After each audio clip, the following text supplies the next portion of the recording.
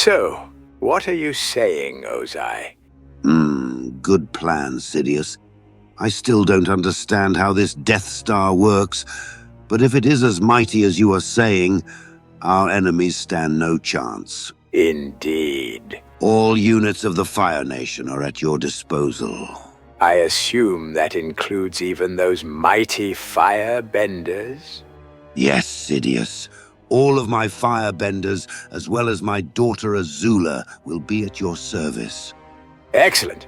And what about your Death Eaters, Voldemort? Can we count on them? Come on, guys. Get a piece of my beef Wellington before it gets cold. Well done, Garmadon. Perfect medium rare. And that smell...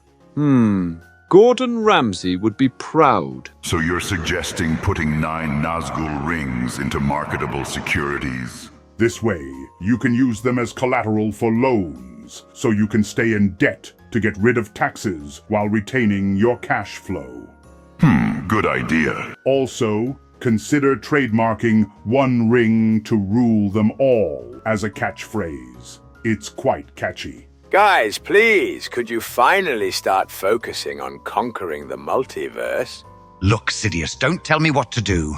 I'll conquer the multiverse when I feel like it. And when will that be? I don't know, but not yet. Everything has its time, Sidious. Indeed, there is this saying, a Dark Lord never conquers too late, nor too early.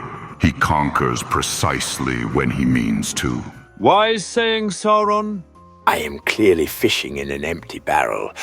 Anyway, as I was saying... Wait, do you hear that? Well, I always did have a flair for silver and white, but this void is really overdoing the monochrome theme. Is that a peacock? So, you finally decided to buy it for me. That's actually really kind of you. Vader, I'll say this for the 10th and the last time. I'm not buying you a peacock. But why? The peacock and I could dominate social media together. Just imagine all those likes. Yes, the Dark Lord of the selfies. That's what the galaxy needs right now. I guess your ritual now summons white birds instead of Dark Lord Sidious. Maybe try a rabbit next time. Well, it wouldn't be the first time Sidious messed up his summoning spell. Any audience, I will not monologue to the void. I have standards. Oh, and speaking of the devil, greetings, peasants. Would you be so kind as to direct me to Gongmen City? Excuse me, who are you calling peasants? You are excused. Now, which way is it? No one will speak to Fire Lord Ozai like that, you insolent bird. You should address royalty with your grace. Can you believe it? Politeness is really hard to find these days. He is not wrong, though. People are becoming more and more rude. Yeah, whatever. Now bow to me. I will not bow to any peacock, let alone a rude one. Okay, I guess if politeness must be instilled through force, so be it. I will teach you the consequences of your rudeness. Garmadon, heat up the pan. We're having roasted peacock pigeon. On it. Oh, don't worry. Your end will be Wait, what the hell is a peacock pigeon? Or are you a tiger peacock? Huh? Peacock squirrel? Squirrel? What are you talking about? I am just a peacock. Wait, you're not a hybrid of two animal species. How obscure. Hold on a minute. 1, 2, 3, 4...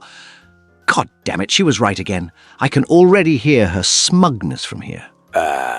Who was right? No, sorry, it was just my soothsayer. She was like, Shen, if you continue this dark path, blah, blah, a warrior of black and white. And then she told me that I would soon meet the walking air purifier, the hooded crone, the four-armed ninja wannabe, the noseless wonder, the walking tower of armor, and the fire wizard with the eternal frown. Walking air purifier. Did she use those exact words? You know soothsayers. They always speak in riddles. Anyway, where was I? Oh, right. Let's fight. Hold on a second. Did I hear you right? Your soothsayer spoke of a dark path. Yes? Another villain, I suppose? It seems so. Guys, I don't have time for this. So are we going to fight or what? Please, stranger. This is just a big misunderstanding. Please put down your weapon and I'll explain everything. All right then. Explain. My name is Darth Sidious, and this is my apprentice, Darth Vader. Matching titles. How cute. This is Fire Lord Ozai, Lord Voldemort, Lord Garmadon, and Sauron. Now, would you be so kind as to introduce yourself? Hold on. None of you seriously know who I am. I guess being infamous isn't what it used to be.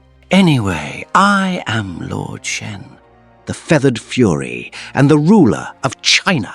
Oh, welcome, Dark Lord Shen. Dark Lord? Really? My appearance alone should dispel such foolish notions. Oh, so just another villain. Got it. Okay, and what is this little session anyway? Do I smell beef Wellington? Is this a cooking club? You have a good nose. No, we are not a cooking club. That's just a side activity. Then who are you? We are the the consortium of Congress Dark of Lords. Darkness. Aren't we the assembly of evil? Oh my god, not this again. We really should hold an official vote on what to call ourselves. This just makes us look bad in front of newcomers. The important thing is that we are Dark Lords from all over the multiverse who are trying to conquer it. Well, at least some of us try. You are Dark Lords? Really? Isn't it obvious? Excuse me, but you seriously want me to believe that this parade of fashion disasters and mistakes is some sort of great villains confederacy trying to conquer the multiverse? Yeah, pretty much. What does wardrobe have anything to do with being a Dark Lord? Exactly. Fashion is irrelevant. Power and fear are what matter. Oh, darlings, how adorably naive. Let me enlighten you. Appearance is everything. You cannot call yourselves the conquerors in these outfits. You'll be the laughingstock of everyone. Like Vader, for example. The all-black ensemble is so last millennium. Are you attending a funeral? And that helmet? It looks like you stuck a bucket on your head. First of all, I wasn't the one who designed it. And secondly, every time I ask for a new one, I always get. New suit? You don't need it, Vader. You just want it. Don't blame me, Vader. Blame the budget cuts. And not to mention, this suit keeps me alive. But the price for that is your fashion sense slowly dying. And what about you, Sauron? Spikes everywhere. So bulky, so clunky. Subtlety, my dear Sauron. Subtlety is the key to true fear. But this is the latest fashion of the Second Age. Honestly, should have stayed in the first one, darling. The only one here with at least a decent wardrobe is Ozai. But those colors. The last time red was in was during the Year of the Snake. Try to add more yellow. Thank you, I guess. Come on, guys. You're supposed to be Dark Lords. You have to represent. You want to strike fear into the hearts of your enemies. Do it with style. Just look at me. You can be menacing and still look fabulous. My feathers, my flair, they command attention and respect. This, boys, this is how you conquer worlds, with style and grace. You know, I still find hard to believe that you are actually a bad guy. Well, looks can be deceiving. Indeed. Not to mention those magnificent feathers. They are magnificent indeed. Thanks for noticing. By the way, could I pluck one? I'd like to use it as a writing quill. You can't imagine how I'd stand out among my Death Eaters with such a fabulous writing instrument. Pluck one out? Okay, let me put it this way. If any of you touch my feathers even by tip of your little finger, I am going to kill you. Looks like someone's parents forgot to teach them how to share. Okay, but seriously, what evil deeds have you actually done? Yeah, how can we be sure you're truly one of us? You want to hear about my evil deeds? Very well then. There was this prophecy, as I have already mentioned, that if I stayed on my path to darkness, a warrior of black and white would stop me.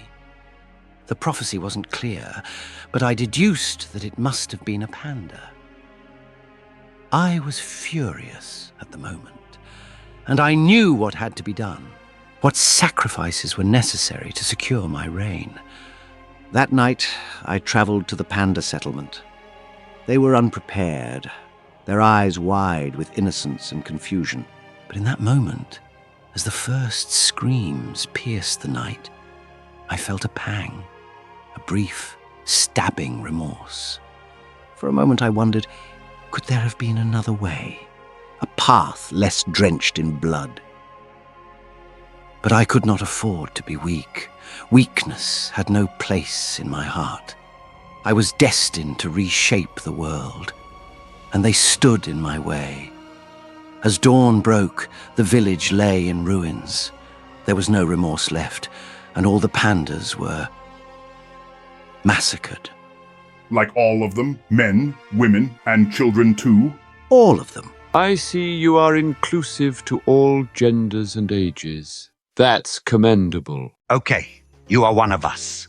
Wiping out an entire species because of a very unclear prophecy. That requires a very dark heart. Wait, didn't you say you annihilated just one village? How does that count for the whole species? It isn't like this was the only village, right? Yeah, I'm pretty sure this was the only panda village in the whole China. Are you sure about that? I am certain of it. Like, could you imagine that one day some random panda would step on my doorstep seeking revenge? What a ridiculous idea. And with this foreshadowing, we will end today's episode, our dear viewers. Please give it a like or subscribe to this channel where you can find new videos like these every single week. See you soon. And, as always, for the Republic.